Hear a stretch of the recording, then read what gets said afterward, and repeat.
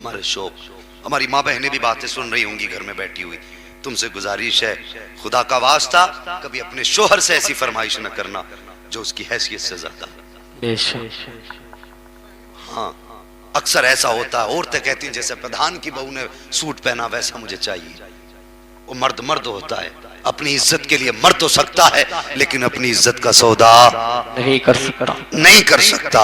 अगर आन पे बनाती है, इज्जत पे बनाती है, तो फिर ये जान की भी परवाह नहीं करता है। तुझे खुदा का वास्ता, अगर तेरे शोहर की जो कमाई है हफ्ते की 2000 है, 8000 है, तो अपने शोहर से 10,000 के सूट की फरमाइश ना कर।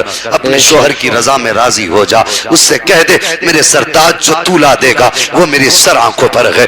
तू आज शोहर की मर्जी से सस्ता सूट पहन ले, कल कयामत के दिन मुस्तफा अपने हाथों से जन्नत की चादर अता फरमा देंगे। ये तेरी जिम्मेदारी है कि तू शोहर के फैसलों पर राजी रहे।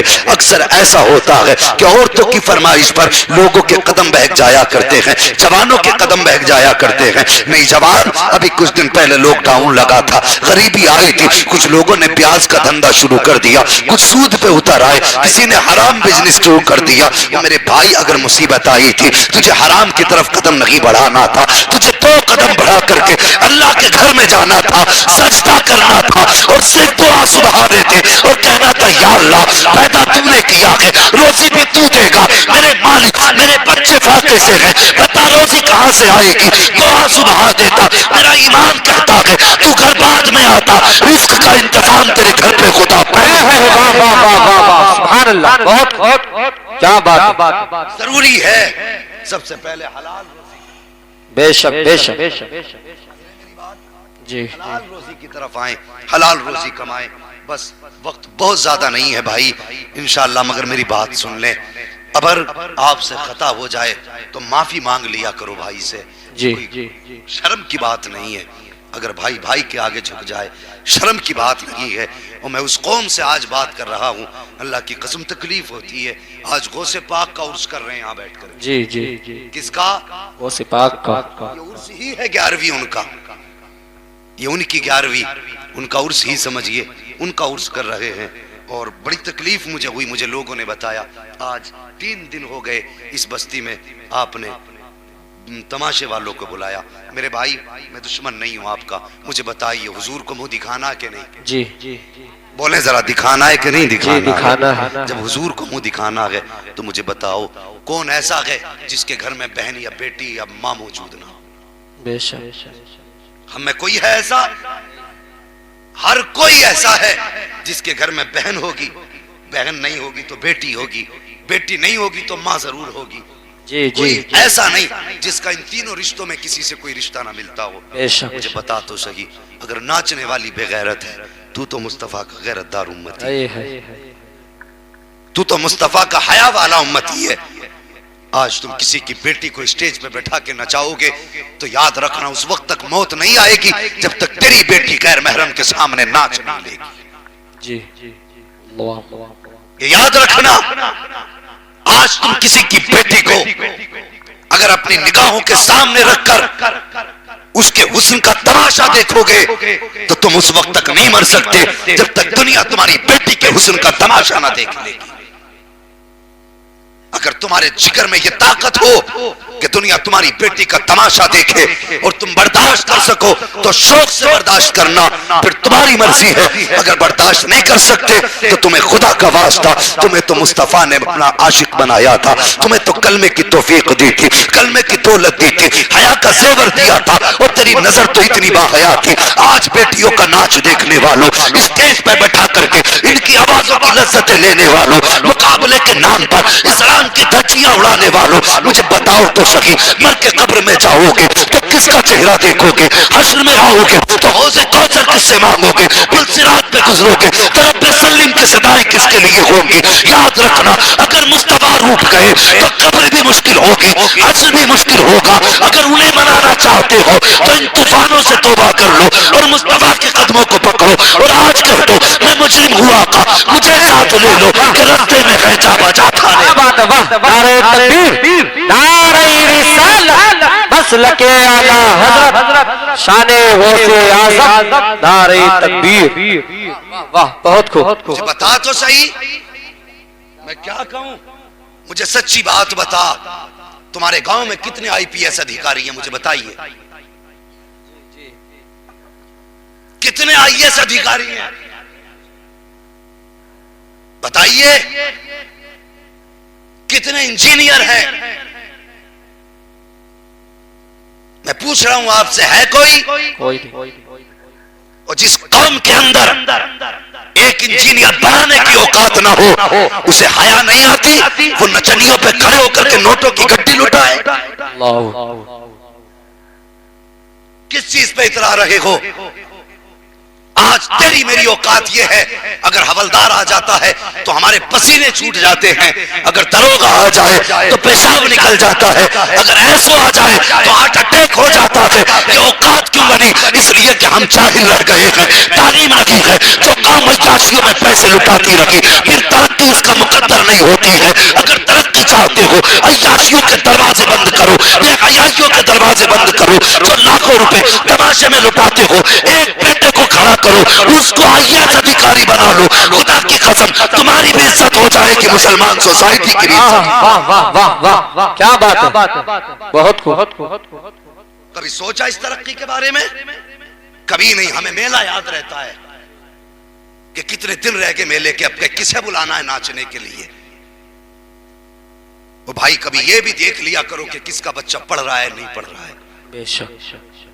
और मैं तो अक्सर ये फिक्र देता हूं, कौम मेरी आगे बढ़े, और आगे बढ़ने के लिए हाथों में अब तोप की जरूरत नहीं, अब बम और बारूद की जरूरत नहीं, अब जंग गोला बारूद की नहीं, अब जंग कलम की रह गई है। जिसके हाथ में कलम होगा वो कौम आगे जाएगा। बेशक बेशक। क्या इन 5 सालों में कुछ अकल नहीं आई? कितने मुसलमान मौत के घाट उतार दिए गए और तुम अब भी तमाशों में डूबे हो? क्या ज़मीर बिल्कुल नहीं जागा? कुछ अपने बारे में हमने नहीं सोचा? हमारी तो कट गई। इन बच्चों का मुस्तकबिल क्या होगा मुझे बताइए? इनकी हिफाजत की कोई गारंटी है? कोई गारंटी हमारे पास नहीं। हम जानबूझ करके अपनी कौम को तबाही में धकेल रहे हैं। मेरे भाई, अल्लाह तौफीक दे, ऐद करो, समझाओ हमारे भाइयों को जो गलत राह पे जा रहे हैं। रोकिए उन्हें, प्यार से रोकिए, गाली देने की जरूरत नहीं। हाथ पकड़ के इतना पूछ, बताओ उम्मती किसका है? वाह वाह। सिर्फ इतना पूछो, उम्मती किसका है? अगर कह दे हुजूर का हूं तो क्या फिर हया कर। नबी ने इसीलिए तो पत्थर नहीं खाए थे कि तू नचनियों को बैठा करके मुकाबला देखे। इसलिए हुजूर ने रातों को रो रो के कयाम नहीं किया था कि तू बैठ करके बेहयाओं का तमाशा देखे। और तेरी जवानी किसी नचनिया के सामने बैठ के गुजारने की नहीं थी। ये जवानी तुझे अल्लाह ने तमाशों के लिए नहीं दी थी। ये जवानी अल्लाह ने तुझे मेलों के लिए नहीं दी थी। ये जवानी अगर तुझे मिली थी तो सजदों में रो करके रब को मनाने के लिए मिली थी। कभी तौफीक हुई? कभी नहीं। मैं रात जहां जलसे में गया तो लोगों ने बताया कि पूरे मोहल्ले वालों ने कोशिश की जलसा मत कराओ। शर्म नहीं आती है? जलसों पे पाबंदी और कौम नाचे तो कोई हया नहीं। तो यार हुजूर के उम्मती हैं हम। मैदान कयामत होगा। सुनो मेरी बात, सुन रहे हैं ना आप लोग? जी जी। हाँ, इनके हारों को मत देखिए, ये हार अपने पास रखें, बस मेरी बात सुन ले, यही बड़ी बात है। और अमल की नियत से सुनना। हो सकता है फिर मेरी जिंदगी में आपसे मुलाकात ना हो, लेकिन इस जिंदगी को मैं आपके सामने ये बातें कह के जाना चाहता हूं ताकि कयामत के दिन अगर पूछा जाए, बता तेरे पड़ोस की कहानी थी, क्या तूने कुछ बोला? तो मैं भी कह दूंगा, मालिक एक रात मैं भी समझा के आया था। बेशक बेशक। तुम्हारी मर्जी है, तुम्हें करना क्या है। बस मेरा इतना कहना कि भाई एक बात सुनो, मैदान कयामत होगा। हुजूर फरमाते हैं अव्वलीन व आखिरीन सब खड़े होंगे, सारे लोग एक जगह जमा होंगे। फरमाते हैं ऐसे लोग जमा होंगे, ऐसी जमात होगी, जद्दुल अंबिया अल्लाहु अकबर हजरत इब्राहिम खलीलुल्लाह, बेटे इस्माइल ज़बीहुल्लाह, बेटे हजरत याकूब अलैहिस्सलाम, वो इब्राहिम जिसकी नस्ल में अल्लाह ने कमो बेश 18,000 अंबिया पैदा फरमाए। सुभान अल्लाह। उनका तज़किरा मेरे हुजूर ने किया। ये उनकी बातें हैं। मुझे बताइए, जब ये उस नबी की बात है जिसकी नस्ल में अल्लाह ने 18,000 अंबिया पैदा किए, तो तेरी मेरी औकात क्या है? सोचो जरा, हमारी तुम्हारी औकात क्या है? सुनो और मुझे बताइए, गौर से सुनना। हुजूर फरमाते कयामत का दिन होगा और फरिश्ते दोज़ख को खींच के लाएंगे मैदान हश्र में, खींच के लाएंगे। हुजूर फरमाते हैं जहन्नम ऐसी चीख मारेगी कि जितने खड़े होंगे सब के सब बेहोश होकर जमीन पे गिर जाएंगे। क्या सोचा उस दोज़ख के बारे में? कभी देखा जाएगा। कब देखेगा? जब कब्र में गुर्ज फिरेंगे तब देखेगा, जब हड्डियां जवाब दे जाएंगी तब देखेगा, जब वुजू की ताकत ना होगी तब देखेगा, जब अल्लाह को मनाने की औकात नहीं रह जाएगी तब देखेगा। आज ले उनकी पना, आज मदद मांग उनसे, कल न मानेंगे कयामत में अगर माने। बात है, वाह वाह वाह। 18,000 नबियों के जो दादा हैं, वालिद हैं, उनके बारे में फरमाया वो भी बेहोश होकर जमीन पे गिर जाएंगे, पूरे अहले महशर गिरेंगे दोज़ख की एक चीख से। अल्लाह अकबर। फिर फरमाया गया मैदान क़यामत का मंजर अजीब होगा, जब अमल तोले जा चुके होंगे, कुछ लोगों का जन्नत का फैसला, किसी का दोज़ख का फैसला। फरमाया गया एक दोज़खी इंसान को फरिश्ते दोज़ख की तरफ लेके जा रहे होंगे, तो फरिश्ते देख करके जो वहां पे खड़े होंगे उसे देख के रोना शुरू कर देंगे। फरिश्ते रोएंगे तो वो दोज़ख में जाने वाला कहेगा कि दोज़ख में मैं जा रहा हूं, तुम क्यों रो रहे हो?